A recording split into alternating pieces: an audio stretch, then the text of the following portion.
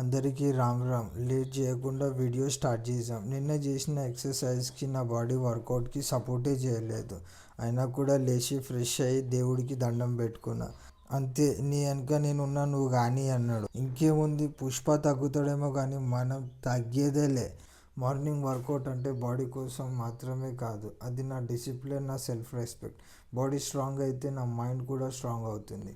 Motivation mood కోసం wait చేయాల్సిన పనే లేదు. డిసిప్లిన్ ఉంటే చాలు. కంఫర్ట్ మర్చిపోయి వర్కౌట్ స్టార్ట్ చేస్తాం. మజిల్ స్ట్రాంగ్ అవుతుంది, బాడీ షేప్లోకి వస్తుంది. పచ్చిగా చెప్పాలంటే సామాన్లు బాగుంటాయి, దాంతో బొక్కలు గట్టిగా అయితే జాయింట్ పెయిన్స్ తగ్గుతుంది. ఇంకా చెప్పాలంటే స్వెట్ బయటికి పోవడం వల్ల మైండ్ రిలాక్స్ ఉంటుంది, టెన్షన్ తగ్గుతుంది.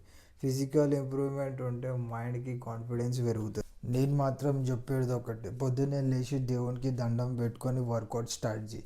నీ లోపల కొత్త ఆలోచనలు, ఏమైనా సాధిద్దామన్న కసి నీ లోపల పెరుగుతుంది. చలో మళ్ళా వర్కౌట్ అయితే కంప్లీట్ అయిపోయింది. బ్రేక్ఫాస్ట్ చేసేసి స్క్రిప్ట్ రాసుకుందాం రేపటి కోసం.